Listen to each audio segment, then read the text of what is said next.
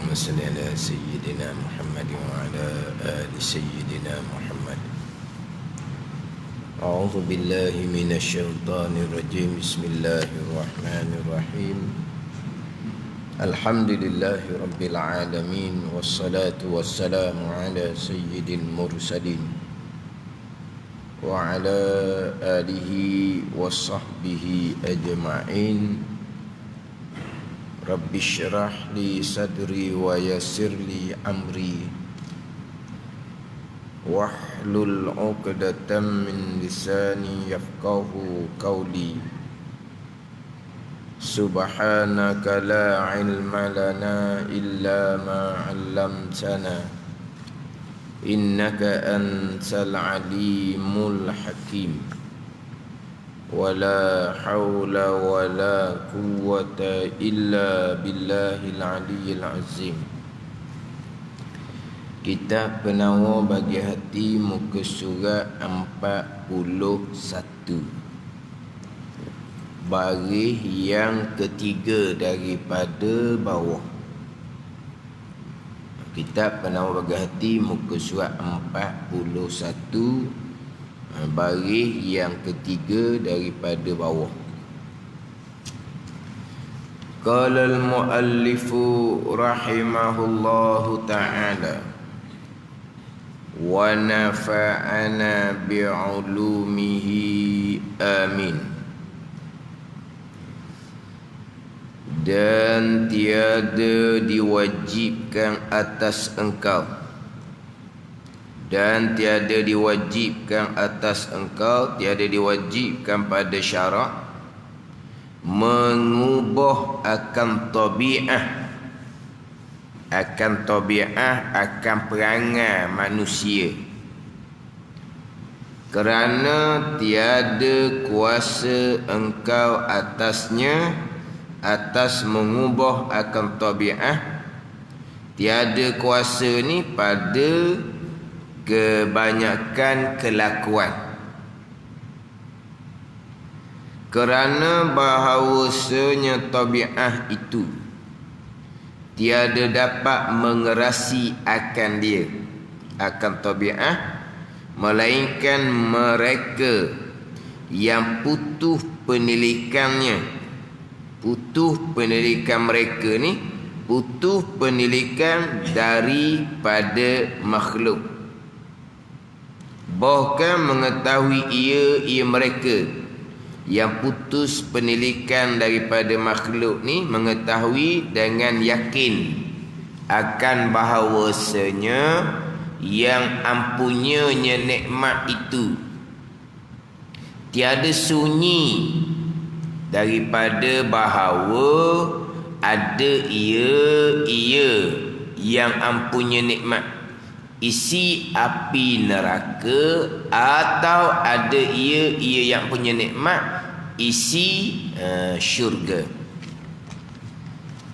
Dan tiada diwajibkan atas engkau mengubah akan tabiat, akan perangai semula jadi manusia. Kenapa tidak diwajibkan pada syarak? Kerana tiada kuasa engkau atasnya, atas mengubah akan tabiat pada kebanyakan kelakuan. Ini sambungan daripada perkara yang kedua, daripada dua perkara yang melepaskan diri engkau daripada dosa dengki. Dalam keadaan dengki itu masih lagi ada di hati, dalam keadaan dengki itu masih lagi ada di hati, yang mana mujahadah dah nak menghilangkan dengki terdahulunya dengan ilmu dan dengan amal, bicara terdahulu. Tapi tabiat manusia, perangai manusia ni, contohnya kalau berseteru, maka apabila seteru dapat nikmat, hati kurang gembira, kurang kasih. Kalau seteru kena balak, hati jadi suka, jadi kasih. Itu tabiat. Yang mana berseteru adalah di antara punca yang menyebabkan timbul sifat dengki di hati. Sifat dengki di hati, sifat kecelaan yang keempat dalam kitab Penawar Bagi Hati. Dengki di hati ni, cita di hati akan hilang nikmat daripada orang lain, ataupun cita di hati orang lain tadi itu ditimpa balak, diturunkan balak oleh Allah Subhanahu wa taala. Yang mana dengki ni sifat kecelaan yang besar di hati. Yang mana dengki ni haram ijma' ulama serta dosa besar. Haram tak ada haram, tapi haram ni ada haram dosa besar dan ada haram dosa kecil.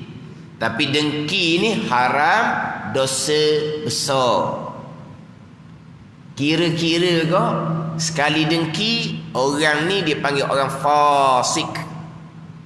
Orang fasik ni orang yang mengerjakan dosa besar walaupun hanya sekali. Orang tinggal semayang sekali, fasik. Orang minum arak sekali, fasik sebab dosa besar belaka itu. Orang hasad, fasik sebab dosa besar. Tapi ini kesalahan yang tersembunyi. Kemudian dengki ini membatalkan pahala kebajikan kita, yang mana kebajikan kita tu ada pahala kebajikan yang sempurna, barulah ada pahala. Kemudian dalam kitab Penawar Hati didatangkanlah ini obat untuk menghilangkan sifat dengki dengan ilmu dan aman. Tetapi tabiat manusia ni agak sukar. Tambahan pula kalau ada sebab-sebab yang menyebabkan timbul sifat dengki. Dalam kitab Penawar Bagi Hati ini didatangkan 3 sebab. Dalam kitab Sairus Salikin didatangkan beberapa sebab yang lain yang tidak dinyatakan dalam kitab Penawar Bagi Hati. Di antara sebab yang agak nyata, di antara sebab yang agak nyata menjadi punca kepada dengki selain daripada berseteru adalah apa ni? Bersaing, saingan, bersaing, yang mana berpunca daripada takut daripada luput maksud tujuan. Jadi saingan ni dengan bahawa tujuan kita tu tujuan yang satu, tujuan yang sama.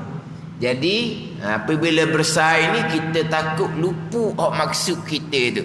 Macam saya sebut sebenarnya orang berniaga.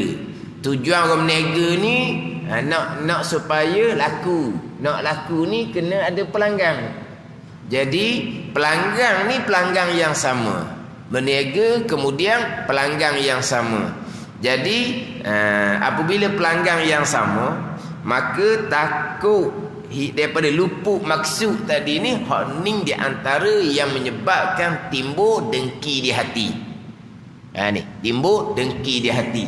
Hak bersaing seumpama ni, tabiat manusia sukar untuk menghilangkan sifat dengki. Hak saya sebut sebelum ni kan, orang berniaga sebelah menyebelah. Orang berniaga sebelah menyebelah.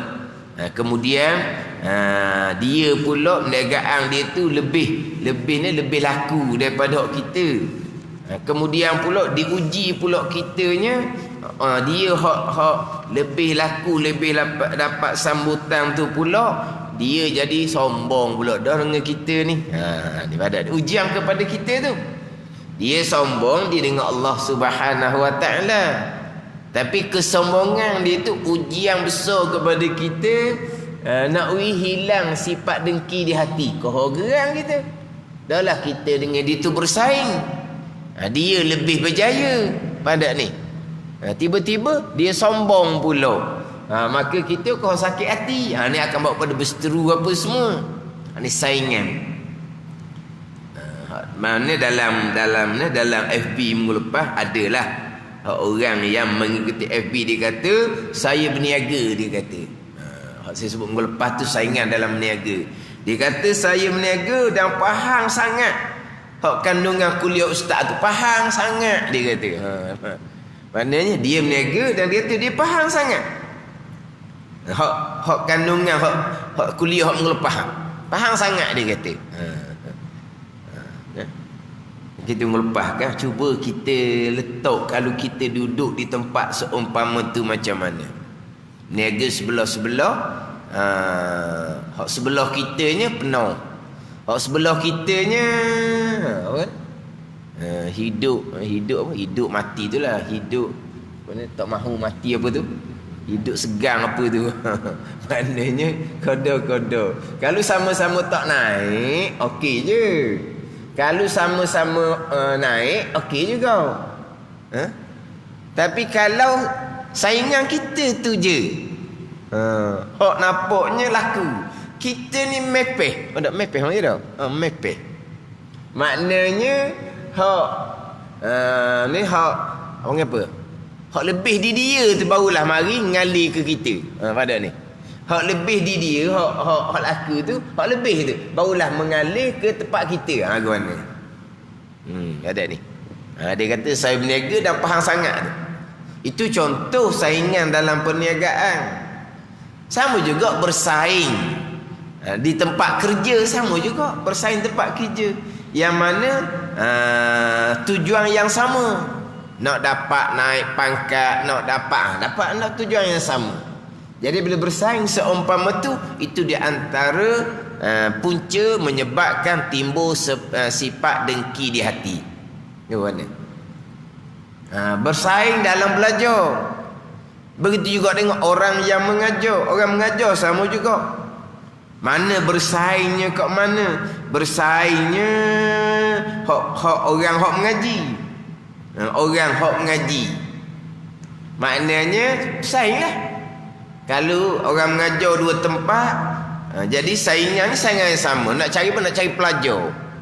Jadi tambahan pula sekarang ni orang yang minat belajar bukan ramai sangat. Hak ramainya hak tak mau belajar. Hak ramai tak mau belajar. Hak belajar tu tak ramai mana. Lepas tu pula orang ngajar ramai pula. Jadi ada tempat yang dapat sambutan, ada tempat yang kurang sambutan. Ni saingan seumpama ni. Terkadang pula yang dapat sambutan tu dia lebih kemudian daripada kita.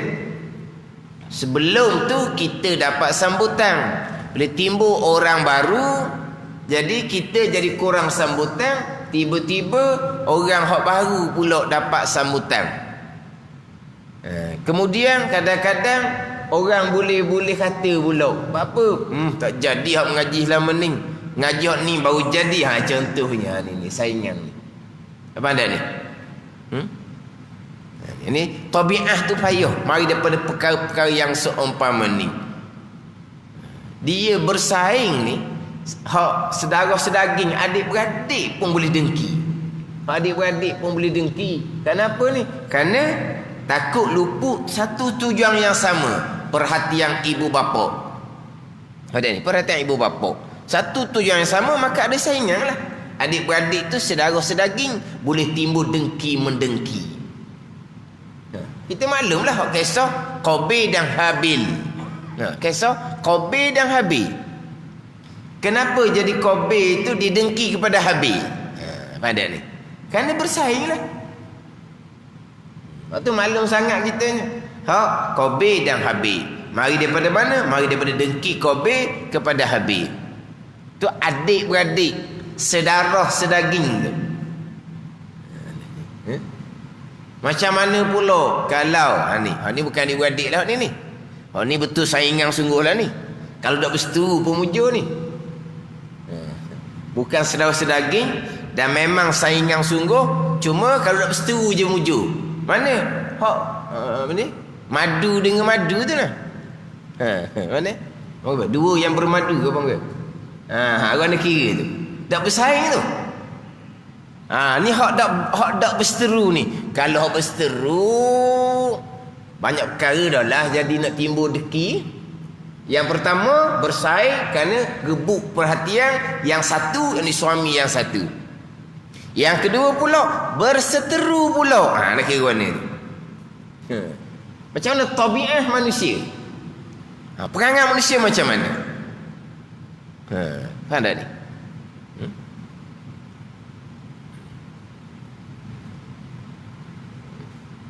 Makna hak ni di luar kuasa kita. Nak menghilangkan terus hak sifat dengki tu. Sebab apa? Sebab tabiat. Macam dah tanya lah. Hak orang perempuan yang suami dia ada isteri lain. Ke mana? Tambahan pula isteri baru tu lebih dianya. Muda dia dan dia lebih dapat perhatian. Hak lamanya macam mana? Hak tuanya macam mana? Gimana? Jadi di hati tu timbul cerita di hati tu supaya Tuhan tarik nikmat. Hak baru pula boleh, hak lama misalnya tak ada anak, hak baru pula boleh anak. Nak kira mana tu? Jadi tabiat manusia macam mana? Nak hilang sifat dengki ni kuasa ke tak manusia ni?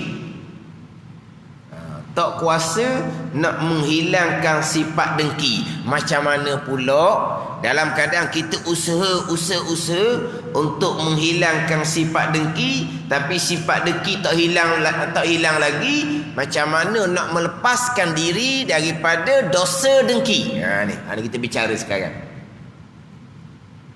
Mana dengki ni dengan ilmu, dengan amal. Ilmu kita ilmu kemah molek dah bab dengki ni tahu sangat dah. Tapi dengan ada dia punya punca-punca dengki berseteru bersaing, tabiat manusia macam mana kalau berseteru? Tabiat manusia macam mana kalau bersaing? Mana ni? Jadi dengan tabiat tadi tu sukar untuk hilang sifat dengki. Macam mana nak melepaskan daripada dosa dengki? Di masa yang sama kena mujahadah lah untuk menghilangkan sifat dengki itu. Tapi dalam keadaan sifat dengki itu masih ada, nak melepaskan diri kita daripada dosa dengki dengan dua perkara. Yang pertama, tiada engkau menzahirkan dengki di hati itu kepada anggota zahir, lidah ke, perbuatan ke. Orang sebut, dia kata jangan menterjemahkan. Dia kata jangan menterjemahkan dengki di hati kepada perkataan dan perbuatan. Faham ke? Jangan menterjemahkan sifat dengki yang masih lagi ada di hati, yang tabiat manusianya agak sukar untuk menghilangkan sifat dengki. Dia kata jangan menterjemahkan dengki di hati kepada perkataan dan perbuatan. Biar duduk diam dalam hati tu. Jangan zahir, jangan menzahirkan di anggota luar. Pada ni. Tapi dengki masih lagi ada di hati, tapi tidak menzahirkan di anggota luar. Bahkan anggota luar tu bukan tidak menzahirkan, bahkan menyalahi. Orang dengki perkataannya biasanya mencela, menghina. Kita menyalahi dengan bahawa kita memuji. Tu. Tapi dalam hati tu ada dengki tu. Orang dengki biasanya perkataan dia mencela, menghina, memfitnah, nak menjatuhkan ini musuh kita, seteru kita, saingan kita. Jangan di perkataan tu. Sebaliknya menyalahi, puji, angkat dia. Pada ni. Sebab hak zahir mudah sikit nak banding dengan hak hati. Hak zahir mudah sikit. Tak ada ni. Jadi nampak macam berpura-pura lah pulaknya. Hati pasal lain. Lidah cakap molek. Lidah cakap molek tu bukan kita nak berpura-pura. Bukan masalah kita dengan dia. Sebab kita dengki, tak dengki dia tak tahu pun. Kita ni dosa kita dengan Allah Subhanahu Wa Taala. Cuma lidah kita cakap molek tu nak betul hati. Hati dengki. Kalau kita terjemah di lidah gak, sebaliknya lah, menghina, mencela lah. Tiba-tiba lidah kita tak turut hati yang dengki tu. Sebaliknya lidah kita menyalahi dengan memuji. Jadi seolahnya hak zahir ni nak lawan hak batin tu. Bukan kerana kita berpura-pura, bukan. Jadi kalaulah Dengki hanya duduk di hati, tidak dizahirkan, tidak diterjemahkan di perkataan dan perbuatan, maka lepas daripada dosa dengki. Itu yang pertama. Yang kedua pula, bukan setakat tidak menzahirkan. Yang keduanya, benci engkau akan diri engkau, akan kasihnya, hilang nikmat Allah Ta'ala daripada sekalian hamba. Kenapa ni? Benci engkau diri engkau, akan dengki ada di hati engkau. Itu maksud dia. Yang kedua terdahulunya, bahawa benci engkau daripada diri engkau, akan kasihnya, akan berkenan diri engkau, hilang nikmat Allah daripada segala hambanya, hamba Allah. Berkenan kasih ataupun berkenan hati hilang nikmat ni dia panggil dengki. Maknanya bukan setakat kita tidak menzahirkan dengki di perkataan dan perbuatan, bahkan kita benci akan diri kita yang ada sifat dengki. Benci. Nak buang tak boleh, kenapalah jadi hati ni seumpama ni. Mana apa ni? Benci. Benci di hati. Itu yang kedua. Yang mana benci engkau tu, yang timbul jadi benci ni, yang menyebabkan benci tu kerana agama. Sebab apa hati, apa kita benci kepada hati kita yang dengki? Kerana agama larang. Tapi oleh kerana tabiat ni, perangai manusia ni dengan berseteru, dengan bersaing ni, sukar nak hilangkan dengki. Jadi masih lagi ada sifat dengki di hati, maka kita benci akan diri. Kerana ada sifat dengki di hati. Benci kerana apa ni? Kerana agama. Tapi dia masih sama, masih lagi ada di hati itu sifat dengki kerana tabiat. Ada gitu. Ada ni. Kerana tabiat. Sekarang engkau benci akan diri engkau kerana di hati engkau tu ada sifat dengki. Ada ni. Kenapa jadi benci kepada diri engkau yang ada sifat dengki? Kerana agama. Kerana dengki ni dilarang pada agama, maka bencilah. Tapi di masa yang sama, walaupun hati benci, tapi dengki itu kekal di hati. Sebab apa? Sebab tabiat perangai manusia, kalau dah berseteru, mudah dah jadi dengki. Kalau dah bersaing, mudah jadi dengki. Berseteru, bolehlah kita berbaik-baik. Tapi kalau bersaing, tidak berseteru, tidak balah, baik. Tapi dalam berniaga tetap ada saingan. Pandai ni. Ke apabila kita berbaik-baik dengan saingan kita pun tutup kedai kita. Tak. Kita bersaing. Jadi maknanya kalaulah hak kita berniaga tu kurang sambutan, kita akan usahakanlah nak macam mana ni, nak jadi naik semula ni. Nak macam mana? Nak macam mana ni, bukan nak khianat hak saingan tu, tu berat sangatlah tu ni tak ni. Dia tidak diterjemahkan di perkataan dan perbuatan. Dengki hanya duduk di hati, bahkan benci pula dengki yang ada di hati tu. Tapi bersaing, tetap bersaing siapa ke bila-bila. Dan memang akan usaha supaya jadi naik semula. Buat comel ke macam-macam lah. Tambah dia punya ni hak resepi dia pun semua nak jadi naik semula. Mana bersaing tu sampai bila-bila. Kalau semata-mata berseteru, kita boleh berbaik-baik. Tapi kalau bersaing tempat kerja, kita tidak berseteru dengan dia, kita berbaik dengan dia. Mana ni? Tapi saingan tu tetap ada. Mana ni? Dalam mengajar, dalam belajar, saingan tetap ada. Ada ni. Kalau kata sama-sama keluarga adik-beradik, ada saingan dia, saing tetap ada. Kalau bermadu tu, mungkin bersaing, tu nak kira tunya. Ada ni. Jadi tabiat tu daripada bersaing tu akhirnya timbul dengki. Tapi engkau benci akan diri engkau yang disebut dengki kerana agama. Tapi di hati tu masih lagi ada dengki kerana tabiat. Kalau dalam seumpama ni, nescaya tertolak lepas daripada engkau oleh dosa dengki engkau itu. Lepas dosa dengki. Dia gini, kalaulah di hati itu dengki, diterjemuh pula dengan perkataan dan perbuatan, ijma' ulama berdosa. Tak ada khilaf.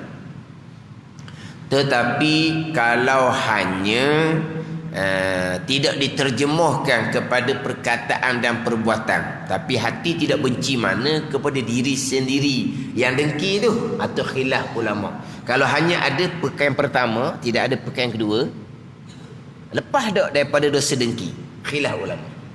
Mana dia? Kalau yang pertama pun ada, yang kedua pun ada, barulah sepakat ulama lepas dari dosa dengki. Yang pertama, dengki di hati sahaja, tidak diterjemuhkan dengan perkataan dan perbuatan, disertakan dengan yang kedua, benci engkau akan diri engkau yang ada sifat dengki. Bukan setakat dengki di hati sahaja, tidak diterjemuhkan kepada perkataan dan perbuatan, bahkan engkau benci diri engkau yang ada sifat dengki. Kalau ada dua tu, tidak menzahirkan serta benci dengki di hati, sepakat ulama lepas engkau daripada dosa dengki. Ada ni, lepas engkau daripada dosa dengki. Tapi kalau hanya ada yang pertama saja, mana yang pertama? Tidak menzahirkan, mana tidak menterjemahkan dengki di hati kepada perkataan dan perbuatan, tapi engkau tidak benci diri engkau yang disebut dengki, atau khilaf ulama, lepas tak lepas daripada dosa dengki. Tapi kalau diri engkau pun benci dengki yang ada di hati, tu sepakat ulama lepas. Tapi kenapa dengki tak hilang? Tabi'ah. Pada ni. Macam mana dalam kitab ni susun? Macam mana dalam kitab ni susun? Pada.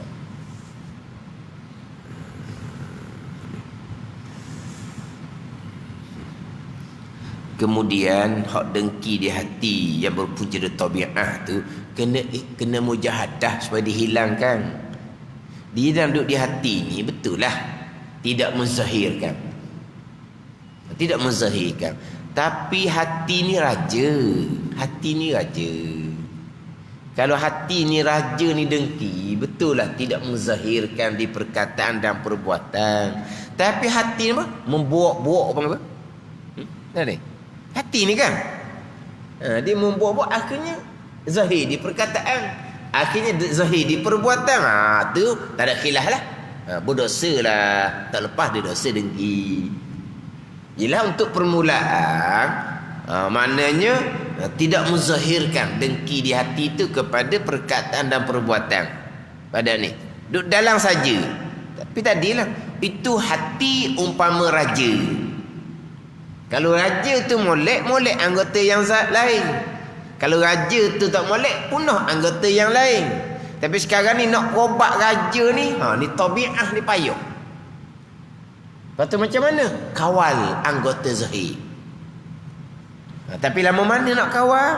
Kalau dah raja tu sakit. Raja tu sakit kan? Dengki berpunca dari tabi'ah tu. Kena hobat ilmu dan amal yang terdahulu untuk menghilangkan sifat dengki di hati, tu berterusan. Bukan membiarkan dengki ada di hati, hanya setakat jangan menzahirkan di lidah, perkataan dan perbuatan. Bukan setakat tu, sebab hidup dalam ni lama-lama akan terzahir juga di perkataan dan perbuatan. Jadi tidak menzahirkan satu, serta benci engkau akan diri engkau, akan dengki yang ada pada diri engkau, walaupun masih lagi di hati itu ada dengki berpunca dari tabi'ah. Nak cerita pula hak berkaitan dengan tabi'ah. Dan tiada diwajibkan atas engkau mengubah akan tabi'ah, kerana tiada kuasa engkau atasnya, atas mengubah akan tabi'ah tu pada kebanyakan kelakuan. Pada kebanyakan ni, bukan tabi'ah tu tidak boleh diubah, tapi pada kebanyakan kelakuan, perangai manusia apabila berseteru, perangai manusia apabila bersaing, maka mudahlah di hati kita hilang nikmat seteru kita, hilang nikmat saingan kita, diturunkan bala atas seteru kita, cerita di hati diturunkan bala atas saingan kita. Macam sebut minggu lepas lah, bersaing berniaga, dia tak boleh buka kedai. Tuhan timpakan balak ujian kepada dia. Dia uzur tak sihat. Macam mana berniaga kita, habis cepat lah, cepat tak ada saingan. Mana di hati? Oh, kalau dia sakit lama mujur. Tengok. Ke mana? Tiba-tiba dak berapa hari, mari semula segar megong. Mari dah dia. Mepeh pulak kita. Kan? Mana tabiat manusia, perangai manusia. Pada kebanyakan kelakuan, tak kuasa engkau untuk mengubah akan tabiat engkau. Sebab itulah syarak tidak mewajibkan kita mengubah tabiat itu. Tanda ni. Ini hukum syarak. La yukallifullahu nafsan illa wus'aha. Tidak diberati akan seseorang melainkan perkara yang mampu diusahakannya. Tabiat ni tak kuasa kita nak ubah. Dia nak hilang sifat dengki ni, kena ubah tabiat tu. Tabiat kebanyakan manusia, kalau berseteru ada dengki, kalau bersaing ada dengki. Tukar tabiat tu. Sukar, payah, tidak kuasa pada kebanyakan kelakuan. Kebiasaannya begitulah. Kenapa? Kerana bahawasanya tabiat itu tidak dapat mengerasi akan, tidak dapat mengatasi, tidak dapat mengalahkan akan dia akan tabiat, melainkan mereka yang putus penilikan mereka daripada makhluk. Siapa tahap ni? Siapa tahap mana? Siapa tahap putus penilikan daripada makhluk. Di basirahnya tidak ada makhluk. Hilanglah tabiat manusia biasa. Naik pada tabiat para malaikat. Pada ni hilang tabiat manusia biasa. Hilang. Siapa ni? Mereka yang putus penilikannya daripada makhluk. Siapa mereka yang putus penilikan daripada makhluk ni? Mereka yang naik maqam fana, maqam wahdatul af'al. Lenyap segala di basirah, yang ada di basirah hanyalah Allah, makhluk tak ada. Tu maqam fana, maqam aulia. Pada ni siapa maqam ni putus penilikan daripada makhluk, lenyap di basirah daripada makhluk sampai maqam fana, tak ada lah tabiat. Tak ada lah tabiat tu.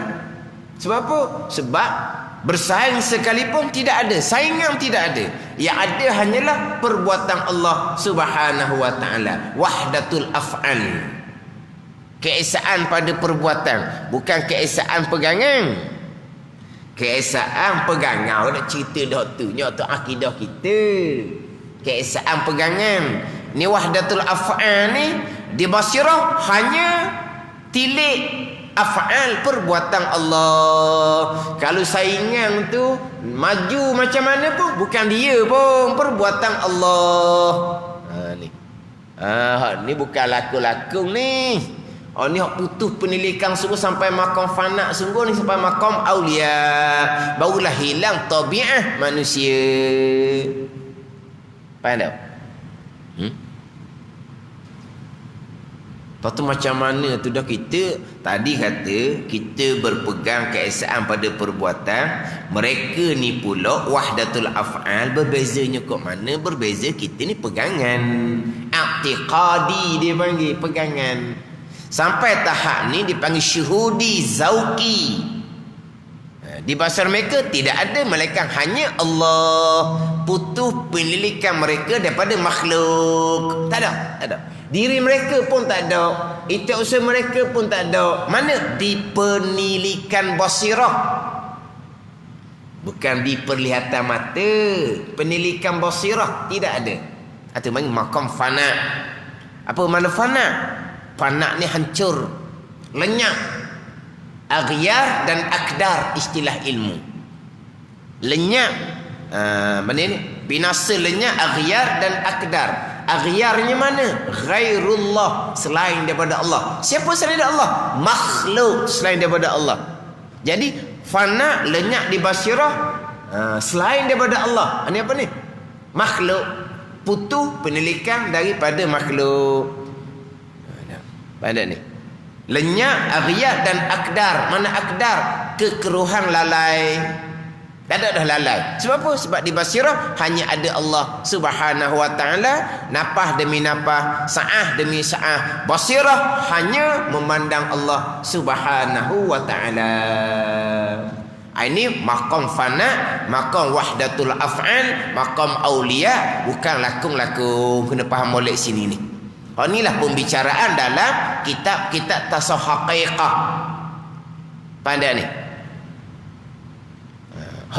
Dan kita tasawuf haqiqah sebut kata tauhid, sebut kata iman, sebut kata makrifah, ni lah ni, putus penilikan daripada makhluk. Itu tauhid mereka. Dipanggil apa? Wahdatul af'al. Tauhid af'al mana apa? Di penilikan mereka, di basirah mereka hanya af'alullah jua. Sebab apa? Sebab yang sebenar-benarnya af'alullah je.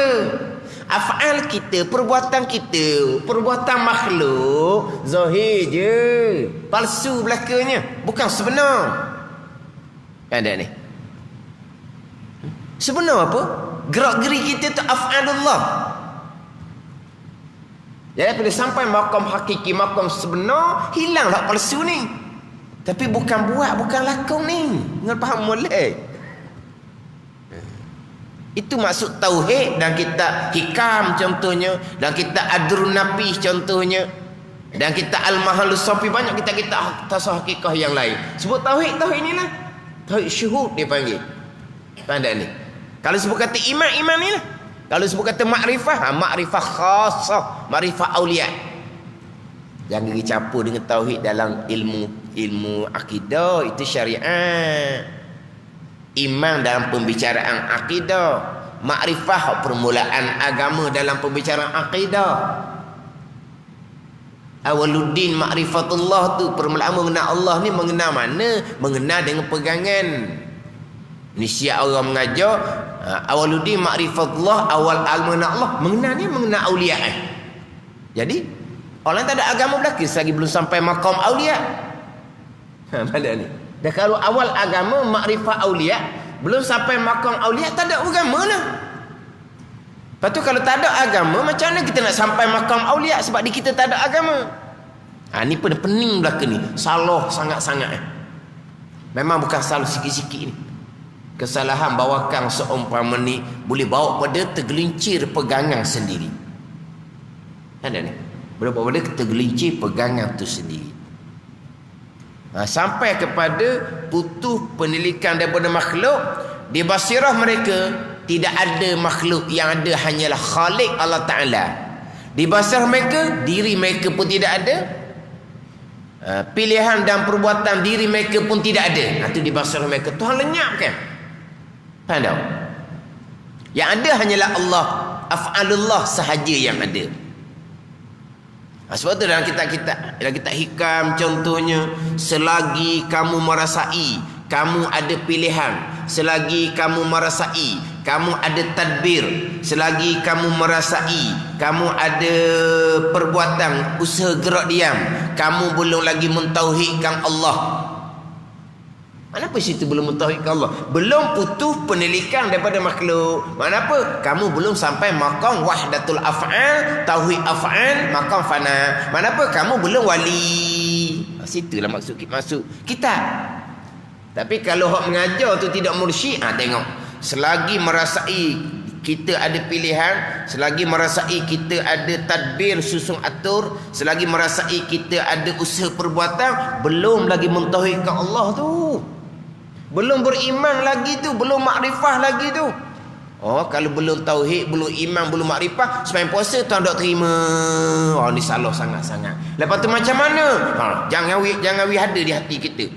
Pilihan kita, perbuatan kita. Tu terundur jadi jabariyah.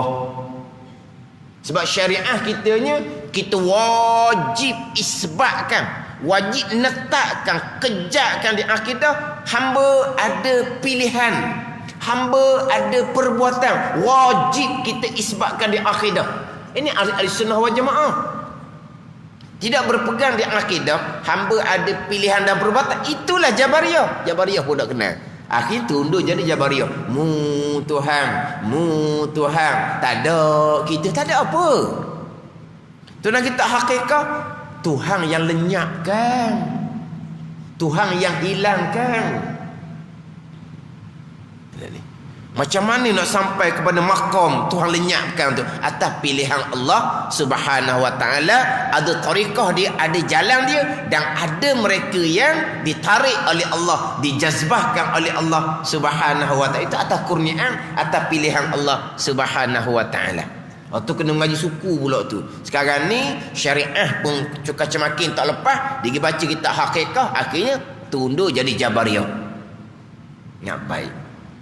Dan sebab peringkat awaluddin ma'rifatullah, awal agama mengenal Allah. Makrifah ni, makrifah hak putus pendidikan daripada makhluk, makrifah khasah, makrifah aulia. Salah sangat-sangat, tak kena syariah apa panggil, dan tak kena ilmu hakikah yang sebenar. Sebab apa?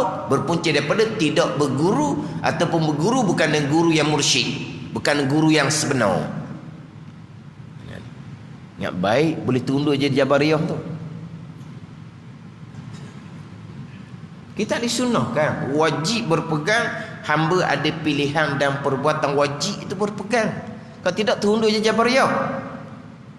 Sampai saat Tuhan lenyapkan di basirah, tidak ada. Yang ada hanyalah ada Allah Subhanahu wa taala ni. Butuh penilikan daripada makhluk di basirah, bukan di lakon-lakon, kan? Ingat baik. Siapa tahap ni tak ada apa dah lah. Nak seteru tak ada, nak nampak saingan tak ada. Pada ni sama je. Semua yang berlaku tu af'alullah. Perkara tu perkara manis ke, perkara pahit ke, perkara tu perkara nikmat ke, sebaliknya perkara tu perkara yang mana senang ke, susah ke, sehat ke, sakit ke, di sisi mereka sama. Sebab apa? Sebab semua tu ada af'alullah. Hak ni hak dalam kitab hakikah ni duk cerita sama antara ni puji dan keji. Sama antara keji dan puji dan keji, sama aja. Sebab apa? Puji itu af'alullah, zahir je mai lidah seseorang. Keji itu af'alullah, zahir mai lidah seseorang. Sama aja. Sebab apa? Sebab putus penilikan daripada makhluk. Dia tak nampak dari basirah, yang memuji itu makhluk, yang mengkeji itu tidak nampak. Sebab apa? Semua tu af'alullah. Siapa tahap ni? Ni puji kembang lubang hidung, keji mulut merah telinga, tak ada apa-apa ni, berapi nak bawa ke orang. Cerita bab hakikah, cerita bab maqam, bohong lagi tu.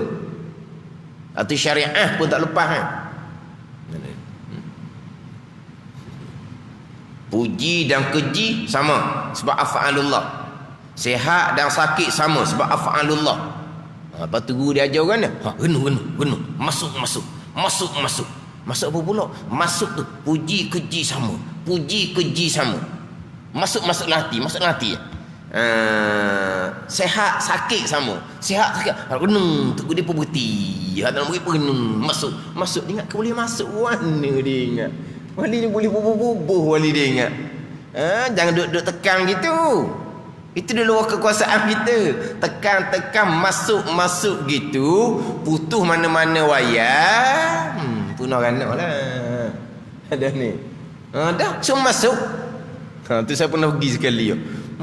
Gini. Hak kurniaan Allah ni dia semua buat, dia semua masuk. Lepas tu kena masuk. Puji keji sama. Terus keji sekali tengok. Berapi dia kejar kita. Ni bukan belaka. Ni semua ni apa ni? Syariah pun tak lepas, ilmu hakikah pun yang bukan hak sebenar ni jadi fitnah.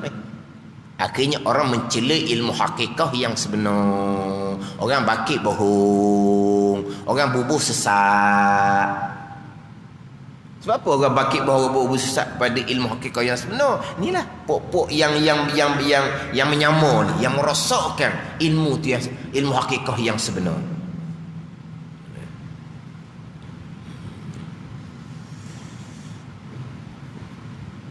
Lepas tu nak hilang wujud diri, hilang keakuan. Yang ada hanyalah Allah. Hilang wujud diri, hilang aku. Tak ada aku. Tak ada kok mana pula akunya ada. Hilangkan. Ni dalam radio dan TV pun ada ceramah seorang ni. Hilangkan wujud diri, hilangkan kuasa diri. Yang ada hanyalah wujud Allah. Yang ada hanyalah kuasa Allah. Tak ada kita, tak ada kuasa kita. Ini putus pendidikan dan makhluk ni makam fana, makam aulia, bukan suruh buat. Ni, ada ni. Selagi ada aku, selagi itulah mensyirikkan Allah.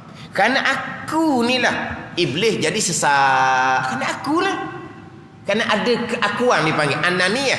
Kerana ada keakuan, iblis jadi sesat, Azazel jadi sesat. Mana? Ana khair minhu, khalaqtani min nar wa khalaqtahu min tin. Aku lebih baik daripada Nabi Adam AS. Engkau jadikan aku daripada api, engkau jadikan Nabi Adam daripada tanah. Kerana ada aku ni lah. Sebab tu jadi iblis sesat. Kata dia ni memang tak betul sungguh lah.